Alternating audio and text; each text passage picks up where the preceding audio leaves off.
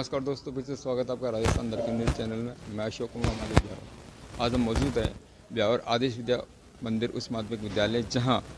शिक्षक छात्र मातृभाषा को लेकर प्रधान आचार्य नवनजीत सैनी कॉन्फ्रेंस की वार्ता का आयोजन रखा गया।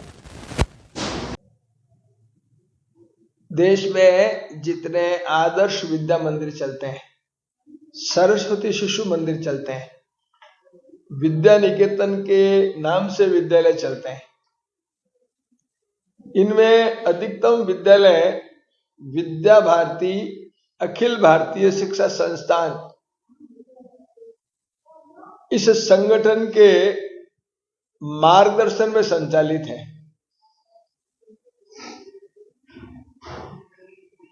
और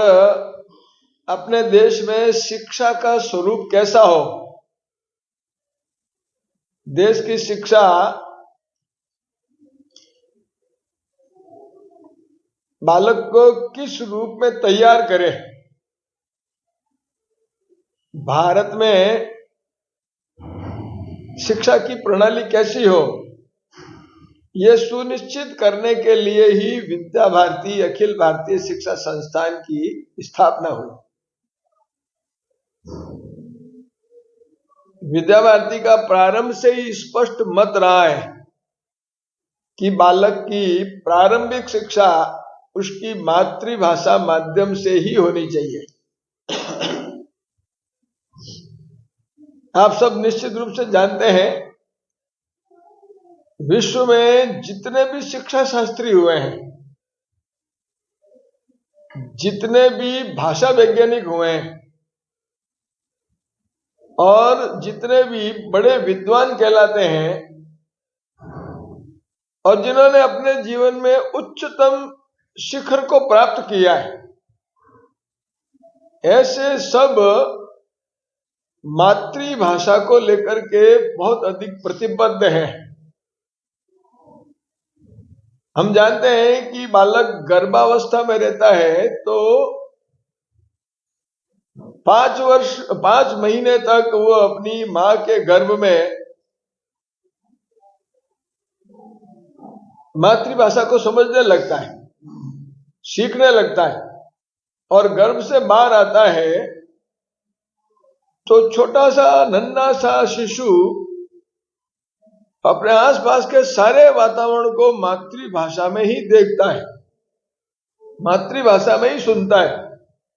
और उसी क्रम में उसका विकास होता है, डेवलपमेंट होता है। इसलिए उसको अगर 3.5 साल के बच्चे को, 4 साल के बच्चे को उसी की भाषा वाले विद्यालय में अगर हम एडमिशन करवाते हैं, भर्ती करवाते हैं, तो वो विषय को बहुत अच्छे ढंग से ग्रहण करता है, तेज गति से आगे बढ़ता है, उसकी ज्ञानेंद्रिय और कर्मेंद्रियों को भी अच्छा विकास होता है। परंतु अगर हम 3.5-4 साल के बच्चे को, जिसने अभी तक संपूर्ण वातावरण मातृभाषा में ही देखा है, उसको एकदम अचानक जब हम किसी बड़े अंग्रेजी माध्यम के विद्यालय में भर्ती करवाते हैं तो एकदम वो बच्चा अपने आप को असहज महसूस करता है, डरा डरा से महसूस करता है, एकदम उसका दृश्य बदल गया, पिक्चर बदल गई, और वो ये देखता है मैं कहां आ गया। और अनुभव ये कहता है कि अनेक बालक डिप्रेशन के शिकार हो जाते हैं छोटी उम्र में, और माँ बाप को यह लगता है कि इस उम्र में उसको अंग्रेजी माध्यम में पढ़ा करके कोई बहुत बड़ा विद्वान या स्कॉलर बना देंगे, तो वो स्कॉलर तो बनता नहीं है, विद्वान तो बनता नहीं है, पर उस बच्चे का और फिजिकली, मेंटली सब प्रकार से डेवलपमेंट जरूर अवरुद्ध हो जाता है। और इसीलिए श्रेष्ठ लोग सब एक मत से इस बात को स्वीकार करते हैं। भारत में भी जितने वैज्ञानिक हुए हैं, चाहे जगदीश चंद्र बसु हुए होंगे, चाहे होमी जहांगीर भाभा हुए होंगे, चाहे और एपीजे कलाम साहब हुए होंगे, सीवी रमन हुए होंगे, इन सब ने एक स्वर से कहा है, हम लोग इतने उच्च स्तर के वैज्ञानिक इसलिए बने हैं, हमारी प्रारंभिक शिक्षा मातृभाषा माध्यम से हुई है। एक और निवेदन करता हूं, पूज्य विनोबा भावे जैसे श्रेष्ठ पुरुष ने तो अंग्रेजी माध्यम के अथवा विदेशी माध्यम के विद्यालयों के लिए एक टिप्पणी की कि विदेशी माध्यम में किसी बच्चे को पढ़ाना, पब्लिक स्कूलों में किसी बच्चे को पढ़ाना समाज में भेद की दीवार खड़ी करना है।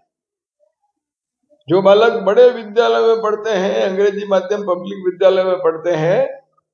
उनको ऐसा लगता है कि वो समाज में वीआईपी कैडर के लोग हैं,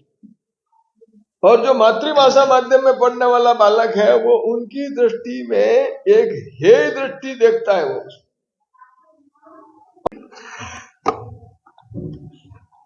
सभी पत्रकार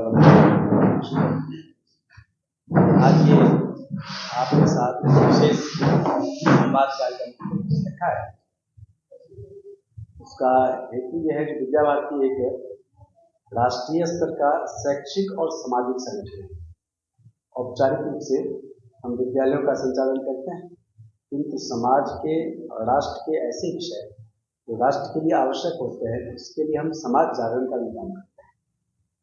इसलिए किसी भी राष्ट्र की जो ताकत है वो समाज के अंदर संग्रहित होती है, और इसलिए समाज जागरण हमारे कार्य का एक हिस्सा है। और इसलिए अपने इस देश में स्व का जागरण, सत्य का जागरण हो, जिससे कि राष्ट्र सशक्त हो, उसमें से एक विषय है अपनी मातृभाषा। क्योंकि मातृभाषा, इसलिए अपने समाज में जो मातृभाषा